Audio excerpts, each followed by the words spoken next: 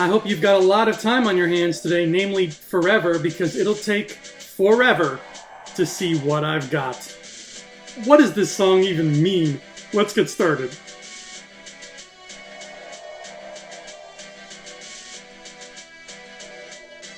Welcome back to the countdown to Bond 25 here on Thumb Together. My name is Andrew Fantasia, and this is GOLDENEYE.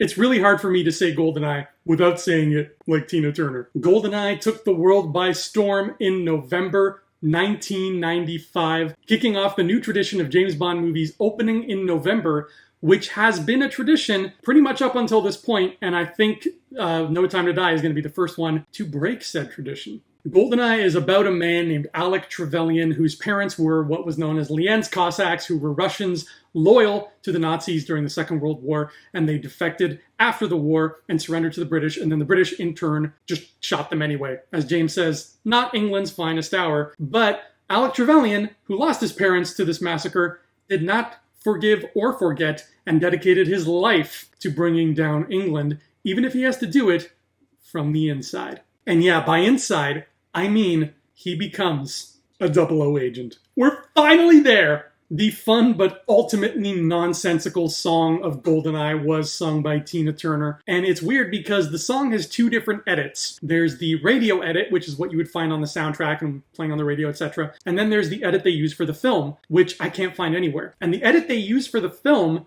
has a much cooler, abrupt, in-your-face kind of ending that ends on just a series of notes that reach a crescendo, whereas the common everyday radio edit just ends with a simple fade-out, because that's what people did back then. And I wish I could find the film edit, but it does not seem to exist in any capacity except in the film itself. See reflections on the water, more than darkness in the depths. If anybody knows what the song GOLDENEYE means, feel free to let the world know. We demand closure. Many, many firsts happen here in GOLDENEYE. It is the first November release. It is the first time with our new James Bond, Pierce Brosnan, the Irishman who stole our hearts in Mrs. Doubtfire and then stole our guns in James Bond. And stealing our guns is an accurate metaphor here, because this marks the first time that James Bond starts to use automatic weapons a bunch. And frankly, this is a turnoff for me. I don't think James Bond should use automatic weapons. I think gadgets are neat, and his little Walther pistol is neat. But the second you give James Bond an AK-47 and he is able to mow down armies, which he does in every one of his subsequent movies, it loses a bit of the thrill to me.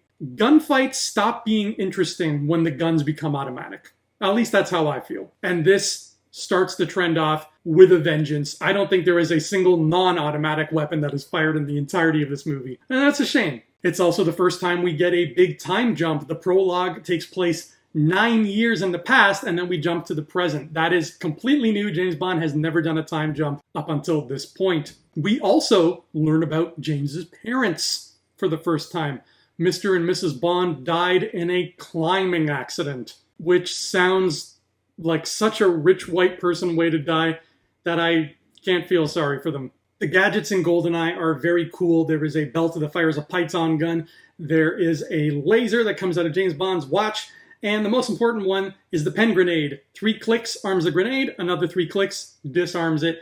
And the tension that they build, let me tell you, the tension they build with this pen grenade is the best use of a Bond gadget, in this man's humble opinion, since the briefcase in From Russia with Love. They set it up so well from the first time you meet a certain character and you learn that he has a fondness for doing stuff with pens, and it all comes together so seamlessly. I love the pen grenade. I cannot sing enough praise to how well the tension worked with this damn grenade. Mwah! Beautiful. Speaking of beautiful, please put your hands together for our leading lady, Natalia Fedorova-Semyonova, played by Isabella Scorupco. This lady is one of my favorite Bond ladies. Period. She is so damn cool. And what I love about Natalia is that the way they bring her into the story, the way we follow her and we get introduced to her and we take this little ride with her, it's so different because it feels like she is the main character and Bond is the sidekick that she ends up meeting. That's really the sense we get.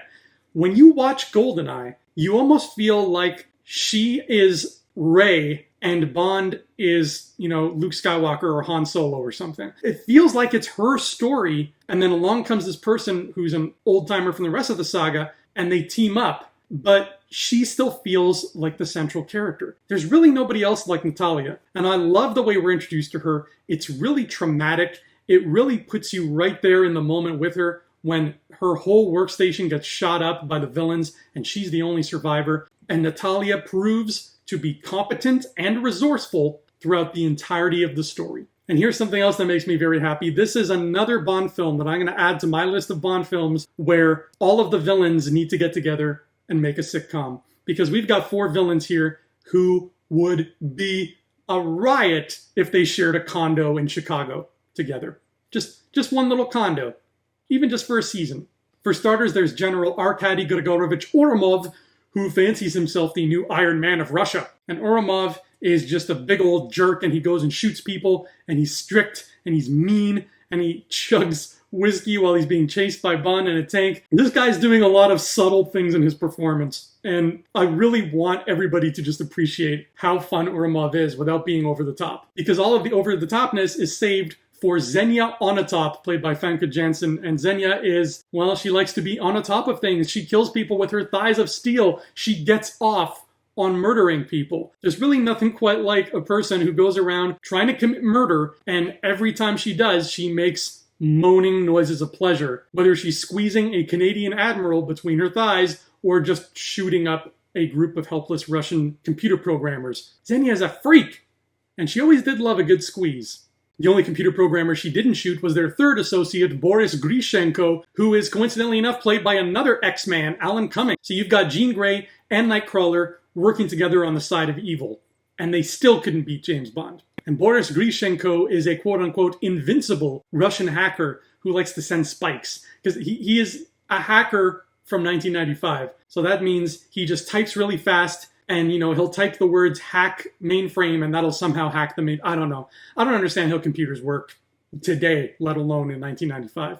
But all of them bowed down to the leader of the bunch, a Russian criminal kingpin named Yanis, who turns out to be Alec Trevelyan, long thought dead, former Agent 006. Now here's the thing. I have gone on and on about how I want to see a Bond villain who is a 00 agent, or at least just see another 00 agent who is as good as Bond and have them be a principal character. Do we get that here? In this man's opinion? No. Did it blow my mind to find out that 006 was a character and then turned out to be the villain? Yes, that did blow my mind. And I am still really, really pleased with that twist. However, Alec Trevelyan, as he was presented here by the great Sean Bean, the master of dying, the master of House Stark, the master of simply not walking into Mordor, as he is played here, I don't believe that this man that we see in this movie was competent enough to become a 00 agent. I don't believe it. Because the whole time he is, accosting Bond and revealing himself to be the villain, he is just a gloaty, whiny crybaby who's like, I want to do things my way. I'm going to rob the Bank of England. I'm going to shoot a laser. You have to listen to me. I kissed her and you didn't, James. Mama. I don't believe that this man was capable enough to pass the 00 agent training. I just don't. When I say I want to see a 00 agent alongside James or against James, I mean I want to see somebody who is as dangerous or more dangerous than James. So if we take the concept of Alec Trevelyan and mix him with the skill set of Red Grant and then make him even more dangerous, that's what I want. So no, we don't quite reach Andrew's lofty expectations. But it is nice to have 006 be the villain, because why not? The death traps in GoldenEye are pretty straightforward. Trevelyan just captures Bond and Natalia on 2 separate occasions and traps them in 2 separate vehicles that are rigged to blow in 2 separate ways. One of them is a stolen helicopter that is about to fire a missile at itself, and the other is Alec Trevelyan's evil bullet train that just looks like an evil face. Look at this thing. That is an evil, evil train. That is the Venom to Thomas the Tank Engine's Spider-Man. And on both occasions, James Bond escapes through his own ingenuity. I am giving the best quote of GoldenEye to M. And this is a perfect time to mention that M is played for the first time by Judi Dench, who will continue to play M all the way up until Skyfall. Judi Dench might be the best M. I think it's a pretty sure bet that she is the best M of the whole franchise. Judi Dench is just a boss. Literally and figuratively, she is James Bond's boss, and she is a metaphorical boss. I love Judi. You love Judi. There's no denying it. We all love Judi. And in this film, both M and Moneypenny put Bond in his place and call him out for his blatant sexual harassment. But the way M does it is just a bit more clever because, hey, it's Judi. She says to Bond, you don't like me much, do you? Because you think I'm this and that, and you think I'm that and this, and you think I'm just cold and obsessed with my numbers. And he says, yeah, that thought has crossed my mind once or twice. So James really does not have a whole lot of love for this new M. So after admitting that he's not a fan of hers, M replies by saying, good. Because I think you're a sexist, misogynist dinosaur. A relic of the Cold War. Ooh, James, you want some aloe for that burn? Love you, Judi. The sweeping adventure of GoldenEye takes us from France to Russia to Cuba. And I think, I could be wrong, but I think this is the first time we actually get a big part of the adventure set in Russia. Even From Russia with Love was set primarily in Istanbul, Turkey. Russia has been this looming presence this whole time, and now that the Cold War is over, we finally see James Bond go there. I think that's really interesting. Even the opening title sequences are full of Russian symbology. You've got sickles, you've got hammers, you've got stars. It's very Russian. Now, during the Brosnan years, for whatever reason, Felix Leiter did not come back into the picture. Maybe they're trying to tell us that he is still just severely injured from what happened in License to Kill and he is no longer in active field duty. So instead, GoldenEye introduces us to two new allies that Bond will have throughout the course of his Pierce Brosnan adventures. First, there is Jack Wade, a CIA agent played by Joe Don Baker. And Joe Don Baker played my least favorite Bond villain, Brad Whitaker from The Living Daylights. I guess they knew his character was crap there, so they said, let's give you somebody better. And we get Jack Wade, who is better than Brad Whitaker, but I mean, everybody's better than Brad Whitaker. But my favorite of his new allies is Valentin Zukovsky, played by Robbie Coltrane. This was my introduction to Robbie Coltrane, kids. You all love him as Hagrid. I will always love him as Hagrid, but I love him even more as Valentin Dmitrovich Zukovsky, a Russian mobster who is sleeping with Minnie Driver, and he can tell a Walter PPK just by the sound of it being cocked near his head. Bond, Zukovsky, and Jack Wade? That might be another sitcom. Okay, so we've talked about GoldenEye the movie. How does a guy like me finish this video without talking about GoldenEye the game? Because really that was what we all started with, wasn't it? See, I don't know what to say that hasn't been said about GoldenEye the game. I don't love first-person shooters. I love that game. I don't love movie-based games. I love that game. Something about that game was just firing on all cylinders, and I don't even know if it's aged well today, but it's just a piece of nostalgic 90s history, and I wouldn't erase it for the world. So I will just say simply this.